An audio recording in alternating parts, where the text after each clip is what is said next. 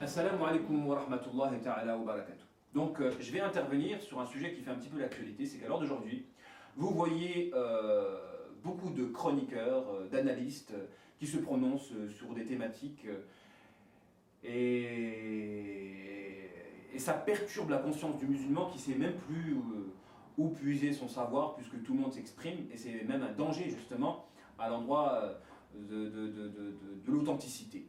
Donc c'est pourquoi je vais exposer les différents types de leaders, parce qu'un musulman, à défaut de pouvoir générer un groupe de personnes, il doit adhérer nécessairement à un groupe.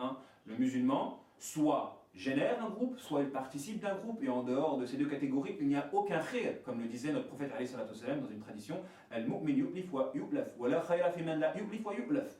Dans cette tradition que authentifie le Cheikh Al-Albani, le musulman rassemble et participe du rassemblement, et en dehors de ces deux catégories, il n'y a aucun khayr.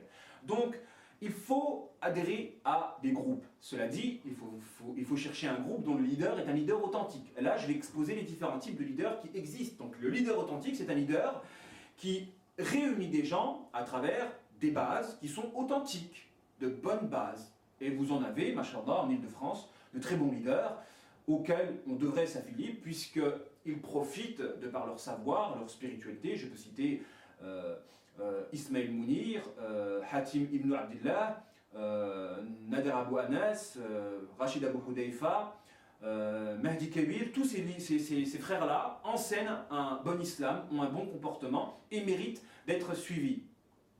Vous avez, contrairement en opposition avec ces personnes-là, des leaders qui sont plus des gourous, c'est-à-dire ils arrivent à réunir des gens mais à travers le faux. Imran Hossein, Mamar Matmati, des gens qui sont laids intérieurement et qui arrivent à captiver des gens à travers du faux. Ce sont les gourous, donc ce sont des leaders qui arrivent à captiver les gens mais à travers des bases qui sont fausses. Donc toute personne qui réunit n'est pas nécessairement un bon leader. Donc les leaders gourous.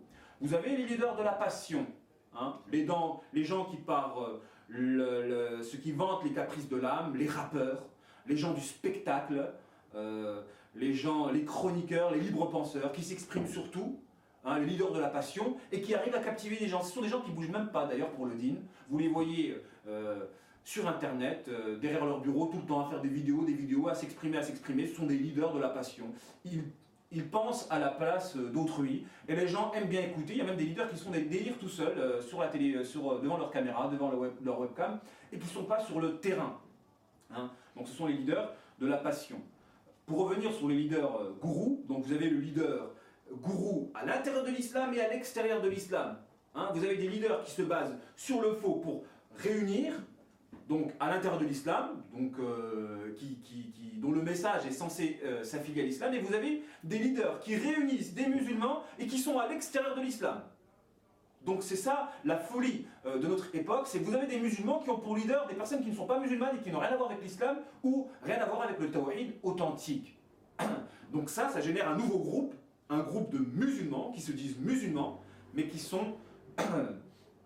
désislamisent, donc qui s'éloignent de l'identité musulmane authentique. Donc des musulmans de surface qui n'ont rien à voir avec l'islam de profondeur.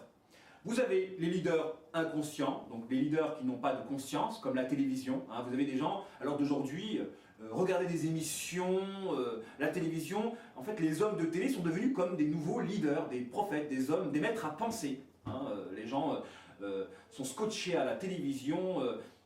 Dès qu'il y a un reportage sur l'islam, il faut qu'ils regardent. Et la solution à ça, c'est de ne plus regarder la télévision. Le musulman, il doit se prémunir contre tous les leaders du faux, qui appellent au faux. Même si ça doit passer par le fait de ne plus avoir de télévision à la maison, il faut passer par là. Alors d'aujourd'hui, les gens considèrent carrément, ils incluent la télévision comme si c'était naturel et normal d'avoir un poste de télé à la maison. Mais non, c'est pas naturel et normal. Et je dirais même que c'est nuisible d'avoir un poste de télé, parce que à trop regarder des programmes à la télévision, on laisse la télévision penser à notre place et on ne développe pas notre esprit critique et nos réflexions. L'esprit critique, la réflexion se développe par la lecture, pas par le fait de visualiser uniquement. Donc la télévision, c'est un excellent moyen de dépouiller les gens de leur esprit critique, de leur intelligence. Donc quand vous avez des enfants qui grandissent et avec des séries derrière lesquelles se trouvent des messages cachés qui veulent orienter leur pensée, leur manière de concevoir la vie et d'agir selon une manière précise, donc il y a un très grand danger. Donc c'est pourquoi vous avez différents types de leaders. Hein. Le leader authentique, c'est quelqu'un qui appelle à la vérité et qui réunit à travers la vérité. Le leader gourou, c'est le faux leader, donc c'est le leader qui appelle au faux et qui arrive à captiver des gens à travers son émotivité. Qu'il soit à l'extérieur de l'islam et à l'intérieur de l'islam. Ça c'est le fléau de notre époque, c'est que les musulmans peuvent avoir des leaders non musulmans. Ah, quelque chose d'impensable pour des musulmans qui ont un minimum de savoir. Il y a le leader de la passion, les leaders du rap, les leaders du spectacle, les leaders chroniqueurs, les libres penseurs qui parlent librement et qui arrivent à captiver des gens et qui ne bougent pas, qui ne sont pas sur le terrain. Hein. Vous les voyez faire des vidéos, mais au niveau du terrain, totalement absent. D'ailleurs, il y a de quoi se poser de questions sur ce type de leader-là. Et vous avez les leaders inconscients, que sont la télévision ou les forums. Hein.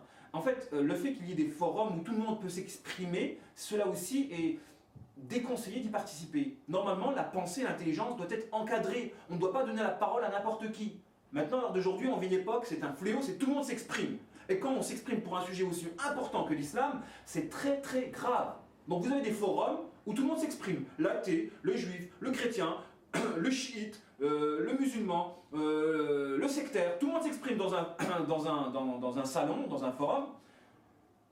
Et par cette voie-là, on s'écarte de la vérité plus qu'on s'en rapproche, vu les divergences, etc. Non, donc à partir de là, je pense qu'il est même interdit de participer à ces genres de forums où la liberté, où la pensée est libre. Tout le monde est libre de dire ce qu'il veut, comme Mejlis par exemple, ou d'autres forums. Non, on ne doit pas participer à ces genres de choses. L'enseignement du savoir doit être encadré. On doit respecter certaines règles dans le savoir. Il y a des choses qui se disent par des personnes compétentes. Il y en a d'autres qui ne doivent pas être dites quand on n'a pas les compétences de rentrer dans un domaine particulier. Lorsqu'on ouvre la porte de la parole à tout le monde sans qu'il y ait de règles, c'est vraiment contre-productif et dangereux. Donc ces endroits-là, les endroits forums, les endroits où il y a des gens qui postent des vidéos et qui postent librement, sans avoir un cadre à leur pensée, sans respecter les références que sont le Coran et la Sunna, c'est un danger. Et je vais rajouter un dernier type de leader, le leader piégeur.